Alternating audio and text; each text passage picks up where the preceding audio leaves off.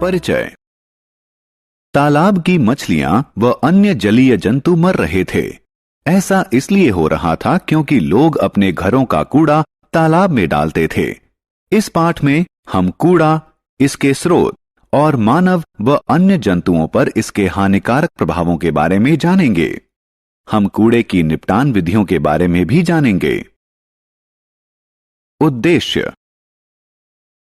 इस पाठ के अंत में आप निम्न करने में सक्षम होंगे: कूड़े कचरे को परिभाषित करना, अपशिष्ट के निपटान विधियों की सूची बनाना, कंपोस्टिंग यानी कूड़े कचरे से खाद बनाना, और कृमि यानी फसलों के लिए हानिकारक कीट कंपोस्टिंग को परिभाषित करना, कागज की पुनः चक्रण प्रक्रिया का वर्णन करना, प्लास्टिक अपशिष्ट के निपटान का वर्णन करना, जैव निम्ननी यानी प्राकृतिक रूप से सड़नशील यानी बायोडिग्रेडेबल, और अजैव निम्ननी यानी असड़नशील यानी नॉन बायोडिग्रेडेबल अपशिष्ट। हमारे दैनिक क्रियाकलापों के कारण विभिन्न स्रोतों से विविध प्रकार के अपशिष्ट उत्पन्न होते हैं। कूड़ा कचरा या अपशिष्ट वे चीजें होती हैं जो अनुपयोगी होती हैं। अनेक चीजों को कूड़ा कचरा माना जाता है। उदाहरण के लिए घरेलू कचरा, नालियों का कीचड़, उत्पादन गतिविधियों से निकला हुआ अपशिष्ट, पैकिंग सामग्री, बेकार कारें, पुराने टेलीविजन, बगीचे के अपशिष्ट, पेंट के पुराने डिब्बे इत्यादि। अपशिष्टों को दो श्रेणियों में बांटा गया है: एक बायोडिग्रेडेबल अपशिष्ट और दो नॉन बायोडिग्रेडेबल अपशिष्ट।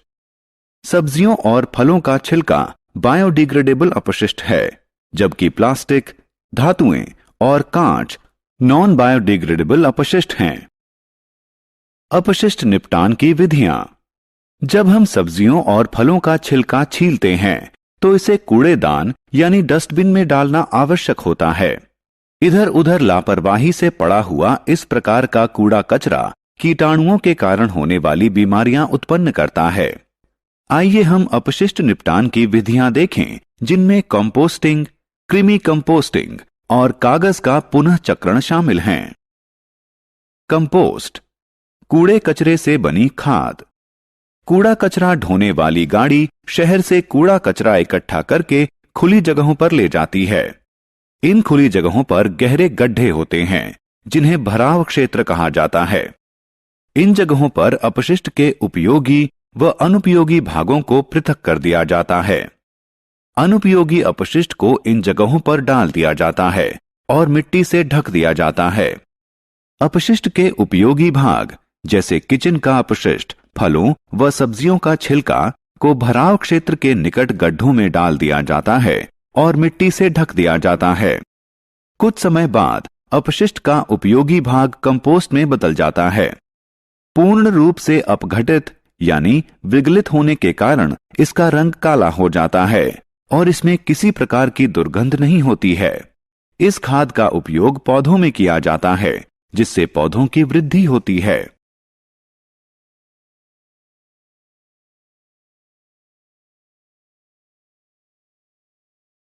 Vermi compost.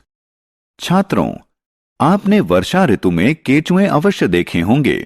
वे किचन अपशिष्ट को कंपोस्ट में बदलते हैं। इसे कृमि खाद यानी वर्मी कंपोस्टिंग के रूप में जाना जाता है। वर्मी कंपोस्टिंग के लिए लाल केंचुओं का इस्तेमाल किया जाता है, जो दांत रहित होते हैं। इनमें पाई जाने वाली एक विशिष्ट प्रकार की संरचना, जो पेषणी यानी गिजर्ड कहलाती है, भोजन को पीसती है। ये गर्म या ठंडी जलवायु में नहीं रह सकते हैं, इसलिए वर्मी कंपोस्ट बनाने के लिए नमी की आवश्यकता होती है। वर्मी कंपोस्टिंग से प्राप्त कंपोस्ट खाद को कृषि कार्यों में इस्तेमाल किया जाता है।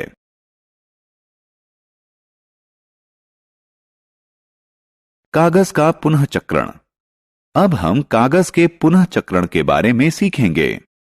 कागज का पुनः चक्रण वह प्रक्रिया है जिसमें बेकार कागज से नए कागज का उत्पादन किया जाता है। कागज के पुनः चक्रण के लिए पुराने समाचार पत्रों, पुराने लिफाफों, पत्रिकाओं, पुरानी कॉपियों, अनुपयोगी कागज, एक टब और तार से बने हुए लकड़ी के फ्रेम यानी जाली फ्रेम की आवश्यकता है। समाचार पत्रों और बेकार कागज को 1 या 2 दिन तक पानी में भिगोएं। अतिरिक्त पानी निकाल दें। भीगे हुए कागज को कुचलकर पेस्ट यानी लुगदी बनाएं। उसके बाद टब में पानी व पेस्ट डालें और इसे हिलाएं। जाली फ्रेम को कटोरे में डुबाए रखें। उसके बाद फ्रेम को टब से धीरे धीरे निकालें और तुरंत इसे समस्तरीय स्थिति में लाएं। अब फ्रेम से पेस्ट की परत को अलग करें। पानी निकलने तक प्रतीक्षा करें। इस तरह हमारे पास पुनः चक्रित किया हुआ कागज है।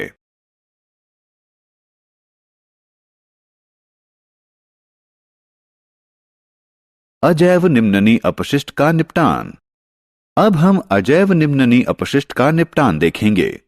खिलौने, जूते, बैग, पेन, कंघा, टूथब्रश एवं बोतल प्लास्टिक व कांच से बने होते हैं।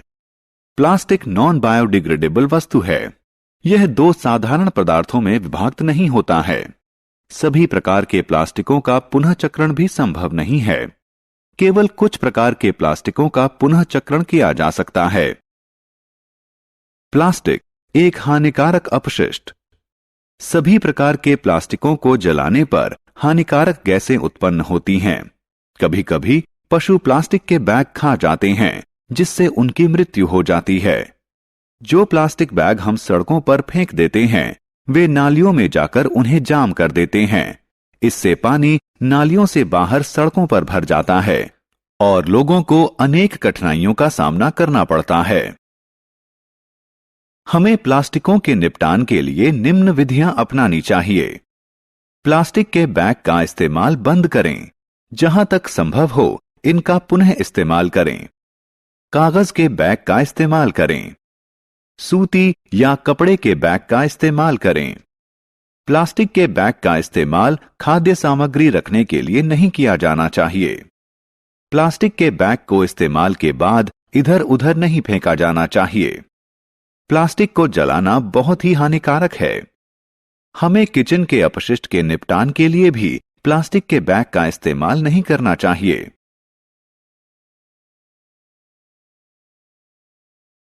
सारांश। आइए हमने जो कुछ सीखा है उसे संक्षेप में दोहराएं। कूड़ा कचरा या अपशिष्ट वे पदार्थ हैं जो अनुपयोगी होते हैं। अपशिष्ट 2 प्रकार के होते हैं, 1 बायोडिग्रेडेबल और 2 नॉन बायोडिग्रेडेबल। अपशिष्ट निपटान की अनेक विधियां हैं, जैसे कंपोस्टिंग, वर्मी कंपोस्टिंग, कागज का पुनः चक्रण इत्यादि। फलों एवं सब्जियों का छिलका बायोडिग्रेडेबल अपशिष्ट हैं। प्लास्टिक नॉन बायोडिग्रेडेबल अपशिष्ट हैं। सभी प्रकार के प्लास्टिक जलाने पर हानिकारक गैसें उत्पन्न करते हैं।